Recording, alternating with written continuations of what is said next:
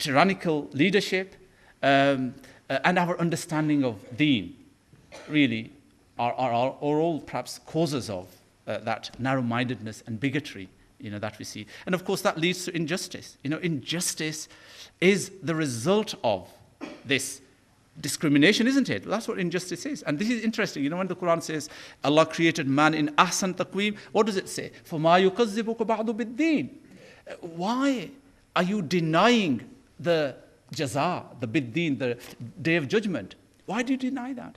Do you see the link between the ahsan taqweem, this wholesome, perfect man, and the relationship between adl and justice? Okay, alaysa Allah bi ahkamil hakimin? Isn't God the best of all judges? Meaning that, we shouldn't be making judgments. That's the other problem. We Muslims are very, very judgmental, aren't we? Who's the real judge? Allah. You should never be a judge, And that is, I make that, when you see somebody dressed in a particular way, what are your thoughts about him? Well, if he's dressed with a jean on and a T-shirt and, with the cowboy hat on, you immediately have an image. But that's not right. We shouldn't be superficial like that. Okay, we shouldn't be. That's being judgmental. Okay, it's wrong. And these are some of the things I think by learning about morals and justice, inshallah Aziz, we can try to we can overcome. Thank you. Thank you. Okay, Jazakallah khair. I'd like to thank Dr. Saab very much for this beautiful talk. Not deliberately, but due to circumstance, your time was stifled, but alhamdulillah, you performed absolutely wonderfully there, mashallah. Thank you very much. Really, your talk was the linchpin of our other talks, because we didn't have any other speaker talking about the moral vices and how that subdues the spiritual awakening and spiritual development. That is the reason why we gave one of the most important topics to yourself. Thank you very much for the beautiful talk. إني لا أضيع عمل عامل منكم من ذكر أو أنثى صدق الله مولانا العظيم وبلغنا رسوله النبي الكريم ونحن على ذلك لمن الشاهدين والشاكرين والحمد لله رب العالمين. برادران گرامی مرتبت، میری باحیا بیٹیوں، میری عفت ماں بہنوں، وقت کا دامن تنگ ہے اور 10 بجے ہم نے نماز کے لیے بھی یہاں سے جانا ہے. میں صرف ایک بات آپ کی خدمت میں عرض کرنا چاہتا ہوں کہ اللہ کے اسماء پاک میں سے ایک اسم مبارک جو ہے وہ شکور ہے، جس کا معنی ہے قدردان. حضور ضیاء الامت رحمۃ اللہ علیہ ارشاد فرماتے تھے کہ اس کا معنی صرف قدردان نہیں ہے، بلکہ اس کا معنی ہے کہ وہ ذات جو تمہاری تھوڑی سی کاوش کو اپنی بارگاہ میں بڑا سمجھ کے قبول کرتا ہے. تو میں آج اپنے دوستوں کی جنہوں نے اس اسپرچول ٹریٹ کا اہتمام کیا، ان کی اس کاوش کو اللہ کی بارگاہ میں پیش کرتا ہوں. ہے یہ تھوڑی کاوش، ہے یہ کج کاوش، ہے یہ کمزور کاوش، ہے یہ نقص سے بھرپور کاوش، لیکن میرے مالک ہمارے پیش نظر تیرے نبی کی امت کے ان بچوں کی اصلاح تھی. ہماری اس کمزور کاوش کو بھی اپنی بارگاہ میں قبول فرما. بے شمار ایسے واقعات ہمیں ملتے ہیں بزرگان دین کی حوالے سے. حضرت یحییٰ بن اقسم حضرت امام بخاری کے استادوں میں ان کا شمار ہوتا تھا. تو آپ نے یہ جو ہے وہ کہتے ہیں کہ جب اس دنیا سے رخصتی ہوئی تو کسی نے خواب میں دیکھا کہ یحییٰ بن اقسم اللہ کی بارگاہ میں پکڑے بیٹھے ہیں اور ان سے سوال ہو رہا ہے، بھائی تم نے دنیا میں کیا کیا؟ سخت ناراضگی کا اظہار ہو رہا تھا. تو یحییٰ بن اقسم ہاتھ جوڑ کے کہنے لگے، مولا میں نے دنیا میں یہ سنا تھا ان اللہ یستحی من ذی الشیب المسلم. میں نے یہ دنیا میں سنا تھا کہ پروردگار بوڑھے مسلمان کا بڑا لحاظ کرتا ہے، اللہ کریم بوڑھے مسلمان کی بڑی حیا کرتا ہے۔ تو اللہ نے فرمایا ہاں مجھے بوڑھے انسان کی بڑی حیا ہے، جو ایمان کی دولت سے مالا مال ہو۔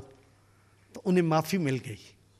کہتے ہیں ایک مسخرہ تھا انسان، تو وہ جب اس دنیا ساری عمر اپنی نافرمانی میں وقت گزارا، جب اس دنیا سے رخصت ہونے لگا تو اپنے قریبی لوگوں سے بلا کے کہا میرے پاس آؤ، میں جب مر جاؤں نا تو مجھے کفن دفن دینے کے بعد جب قبر میں رکھنا تو میری داڑھی سیاہ ہے، اس پہ آٹا مل دینا۔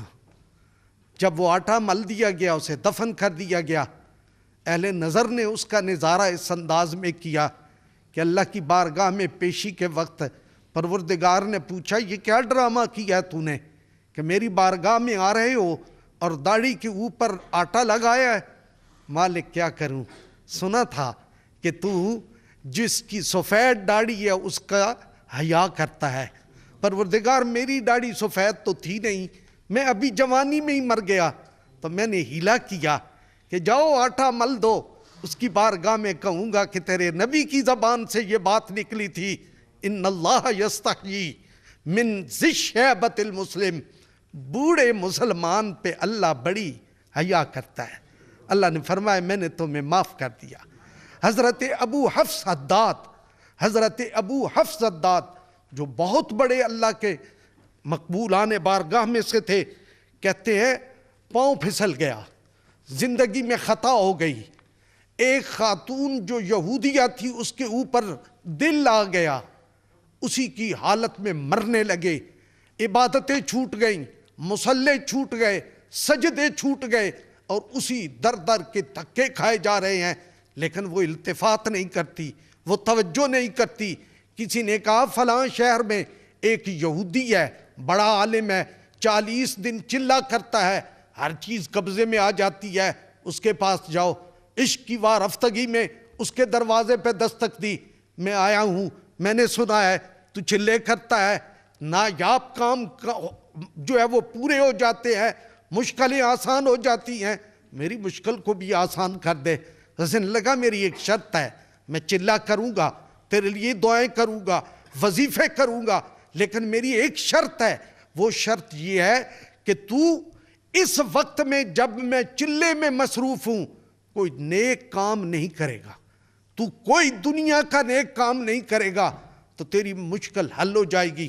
تو آپ نے کہا میرا وعدہ رہا، میں ان 40 دنوں میں کوئی نیک کام نہیں کروں گا۔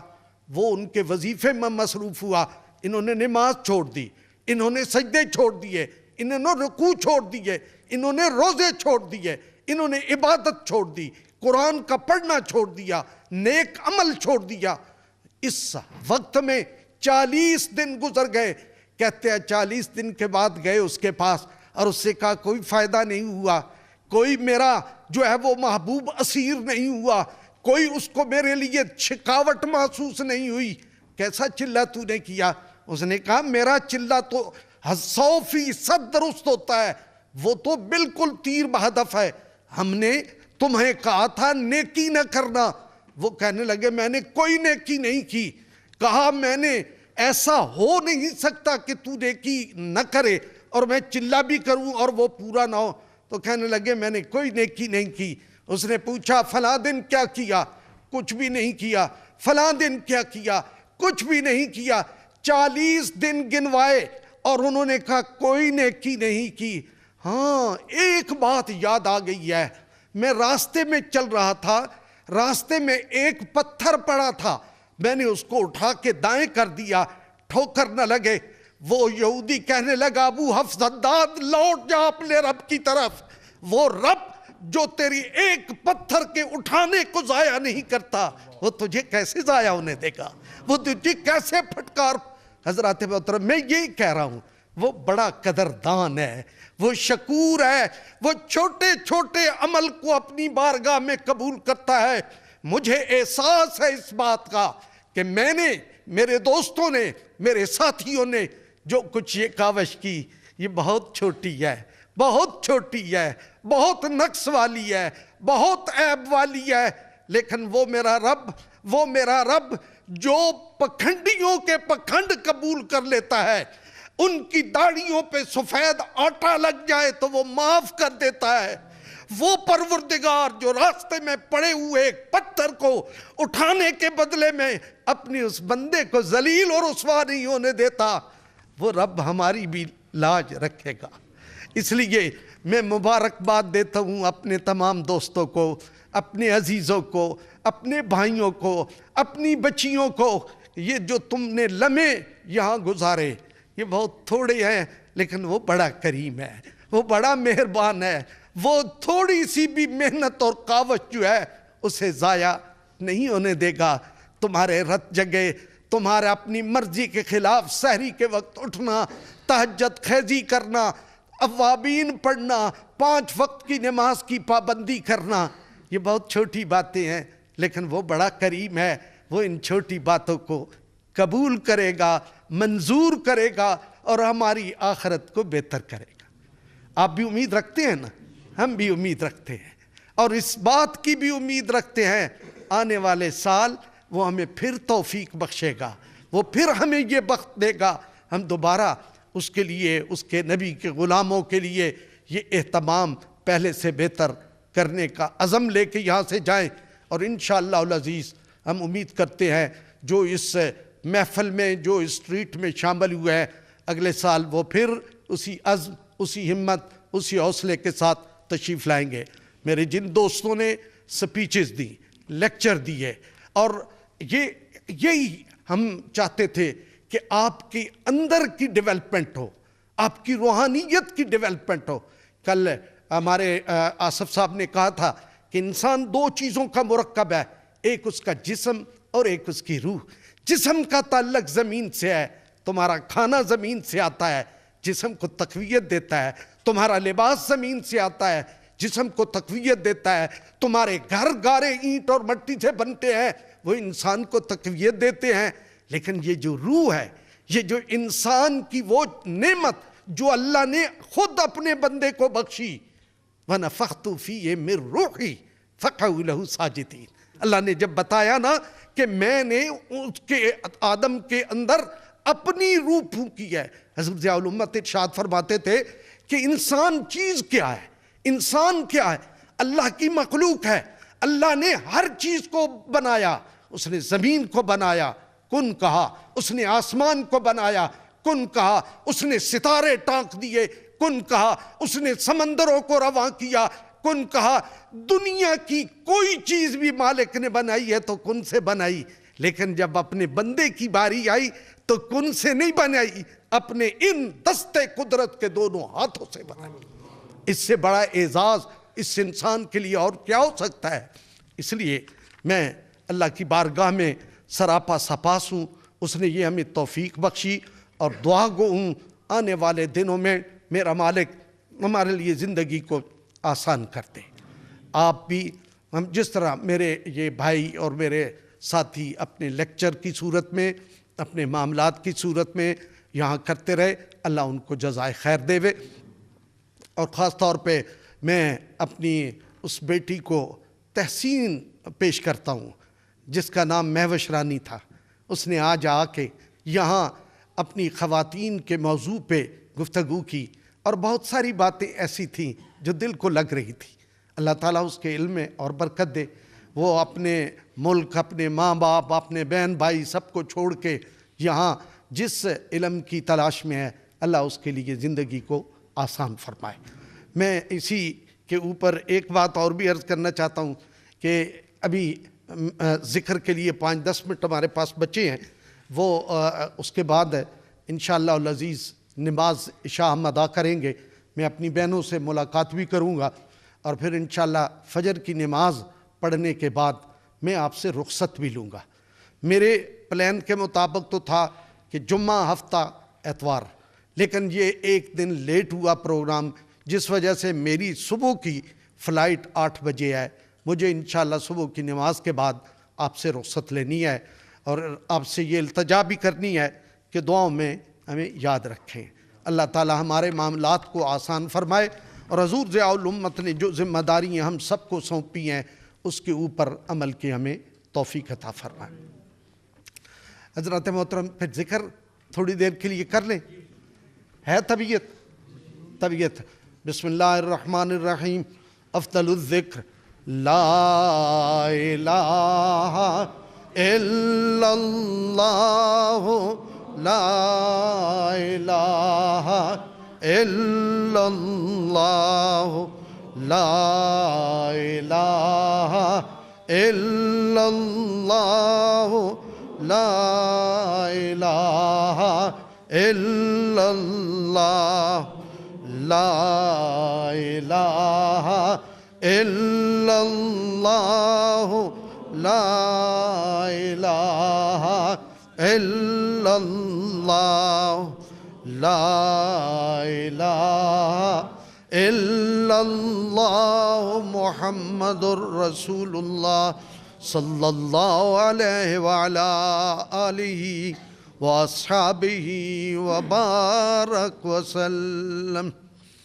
لا الہ الا اللہ لا الہ الا اللہ لا الہ الا اللہ لا الہ الا اللہ لا الہ الا اللہ لا الہ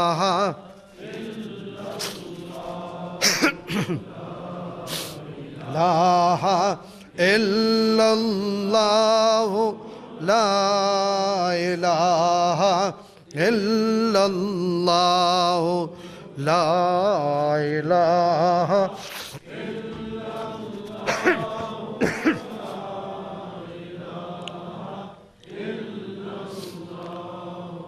لا الہ الا اللہ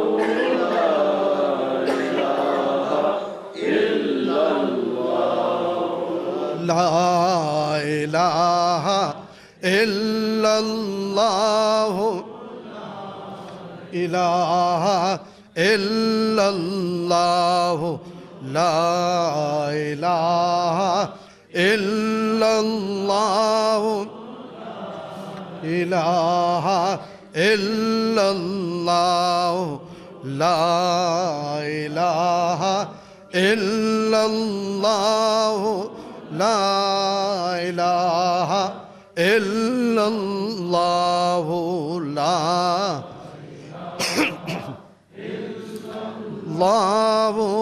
لا الہ الا اللہ لا الہ الا اللہ لا الہ الا اللہ لا الہ الا اللہ لا الہ الا اللہ محمد الرسول اللہ صلی اللہ علیہ وعلا آلہ واصحابہ وبارک وسلم.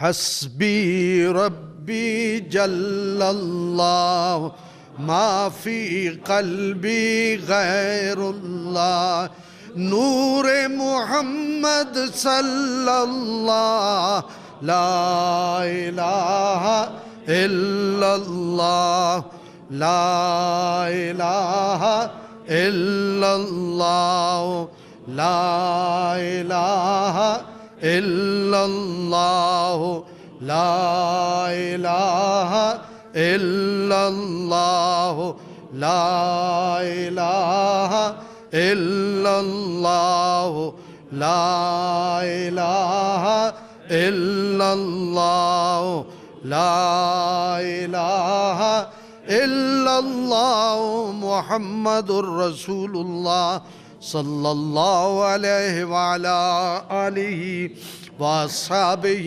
وبارک وسلم. حسبی ربی جل اللہ ما فی قلبی غیر اللہ نور محمد صلی اللہ لا الہ الا اللہ لا الہ الا اللہ لا الہ الا اللہ لا الہ الا اللہ لا الہ الا اللہ لا الہ الا اللہ لا الہ الا اللہ محمد الرسول اللہ صلی اللہ علیہ وعلا آلہ واصحابہ وبارک وسلم